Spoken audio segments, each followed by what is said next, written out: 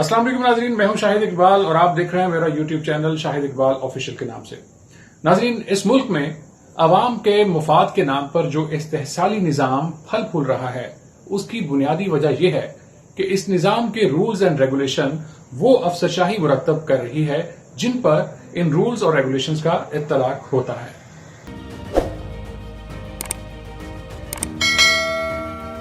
Video का बाज़ाब्ता आगाज करने से पहले नए आने वाले दोस्तों से गुजारिश है कि हमारे चैनल को सब्सक्राइब करना और साथ बने घंटी के बेल आइकॉन को दबाना हरगिज न भूलिएगा। और नीस अगर वीडियो पसंद आए तो इसको ज्यादा से ज्यादा सोशल मीडिया जैसा कि फेसबुक, व्हाट्सएप, ट्विटर और यूट्यूब पर लाजमी शेयर कीजिएगा। बज़ाहिर ये रूल्स अवामी नुमाइंदे असेंबली में बैठकर बनाते हैं, हालांकि उनके फरिश्तों को भी पता नहीं होता कि इसका फायदा होगा किसको। अगर वो जानना भी चाहें तो पहले तो उनमें अहलियत ही नहीं होती कि वो इस गोरख धंधे को समझ सकें। दूसरा, उनकी आंखों पर मफाद की पट्टी बांध दी जाती है, यानी ऐसे ही जैसे एक अंधे शख्स की आंखों पर पट्टी बांधकर अंधेरे कमरे में सुई ढूंढने को कहा जाए जो वहां ना हो। यानी अगर कोई सियासतदान अवाम से मुखलिस हो भी तो वो ये अंदाजा कर ही नहीं सकता कि मज़कूरा कानून अवाम के मफाद में है या नहीं। फिर इस मासूम जहन जिसको पता नहीं होता कि ये दवाई की बोतल है या जहर की, उसके आगे ऐसी साइंसी दलीलें दी जाती हैं कि वो ये यकीन करके उठता है कि अगरचे मुझे समझ नहीं आई मगर ये जो कह रहे हैं ठीक ही होगा।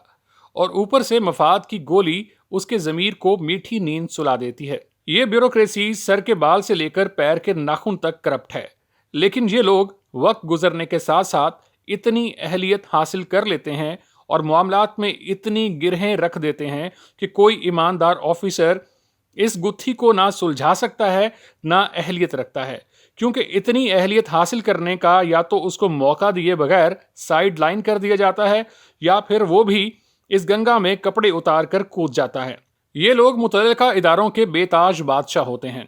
जब कोई साइल बादशाह सलामत के दरबार में हाजिर होता है तो जान की अमान पाने के लिए उसको नजराना पेश करना पड़ता है, फिर उसकी फरियाद सुनकर उसको एहसानमंद होने का शर्फ बख्शा जाता है, वरना फाइल को पहिए नहीं लगते और साइल एड़ियां घसीटता घसीटता दम तोड़ जाता है।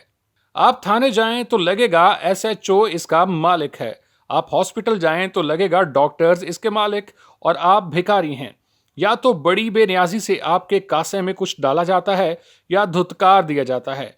इन लोगों के काम के औकात, इनकी मरात, इनका सैलरी पैकेज, इनकी प्रोमोशंस, इनको मैसर सहूलियात, इनको मिलने वाले बोनस कौन तय करता है? इसका क्या फार्मूला है? किसने बनाया है? साइन सियासतदान के होंगे और ये सारा होमवर्क ये खुद करते हैं। यानी ये वो नौकर हैं कि अपनी तनख्वाह, अपना काम और काम का दौरानिया ये बताते हैं। ये भी इनकी तजवीज़ है कि अवामी नुमाइंदगी के लिए तालीम की ज़रूरत नहीं, ताकि ऐसे अपाहज लोग आएं जिनको इनकी बैसाखियों की ज़रूरत हो। सियासतदान अंधे और ये लोग इनकी आंखें होते हैं। जिस्म सियासतदान होता है और ये लोग उसका दिमाग, यानी ये लोग वही देखते और सोचते हैं जो उनके हक में होता है, और जिस्म को जिंदा रखने के लिए, इससे काम लेने के लिए उसको भी खिलाते पिलाते हैं, जबकि जिसकी खिदमत के लिए ये वजूद बनता है इसी अवाम को ये नोच नोच कर खाते हैं। ये वो जादूगर हैं जो अल्फाज के गोरख धंधे पर उबूर रखते हैं। ये लोग मंसूबों की कीमतों को 1000 गुना बढ़ाकर सियासतदानों को लालच देकर साइन करवाते, फिर ठेकेदारों से मिलकर सारा माल हड़प कर जाते और नाकिस मंसूबे अवाम के गले में डाले जाते हैं। सियासतदान को सिखाते हैं कि वो पैसा कहां कहां से बना सकता है, फिर वो अपने काम में लग जाता है और ये अपने काम में, और अवाम उस हिरनी के बच्चे की तरह भूख से मर जाती है जिसकी मां को शेर खा जाता है।